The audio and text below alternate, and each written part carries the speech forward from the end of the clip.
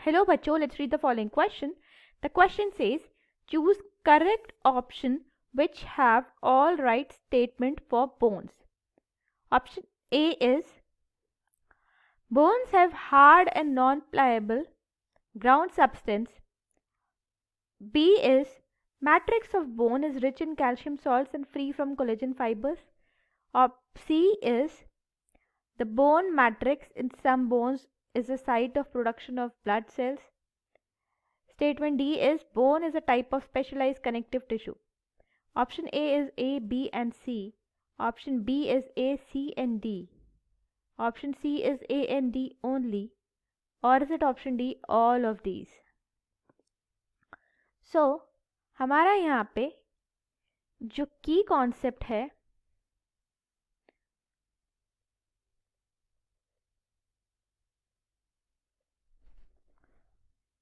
वो है कनेक्टिव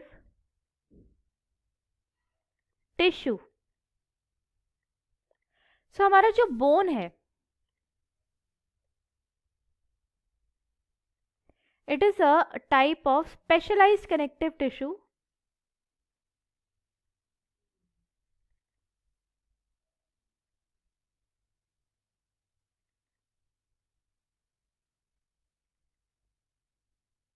जिसमें सेल्स होते हैं, फाइबर्स होते हैं और ग्राउंड सब्सटेंस.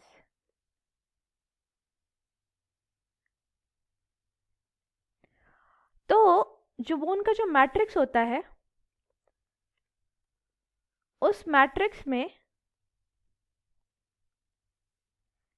प्रेजेंट होता है हमारे कोलेजन फाइबर्स,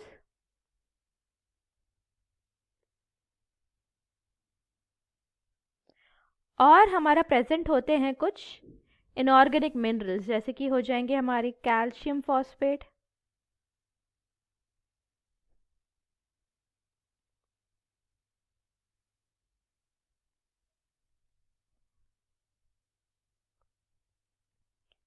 कैल्शियम और फॉस्फोरस.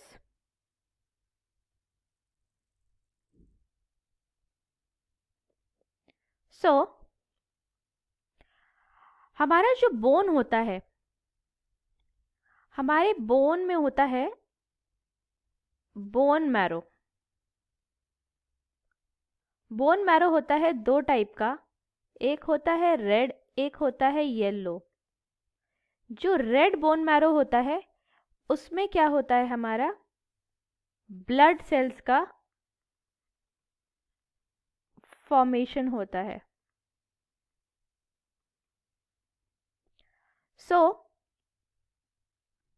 हमारे जो ऑप्शंस हैं, first option is bones have hard and non pliable ground substance, that is true. Second is matrix of bone is rich in calcium salt and free from collagen fibres. Actually collagen fibres हमने देखा कि matrix में collagen fibres present होते हैं, तो ये हमारा statement हो जाएगा false. Third statement is the bone marrow in some bones is the site of production of blood cells. Right, actually हमारे जो बोन मैरो है उसमें दो टाइप की बोन मैरो होती है, रेड बोन मैरो और येलो बोन मैरो हो सकती है. और जो रेड वाली होती है उसमें हमारे ब्लड सेल्स का फॉर्मेशन होता है. So this is also true. The D statement is bone is a type of specialized connective tissue, so that is a specialized connective tissue. तो हमारा D option is also correct. So हमारा जो bone है वो specialise connective tissue क्यों होता है, क्योंकि उसमें तीन टाइप के स्पेशलाइज सेल्स होते हैं.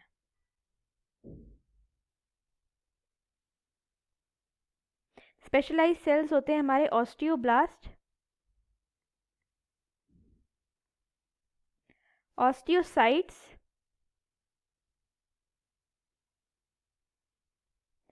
और है ऑस्टियोक्लास्ट.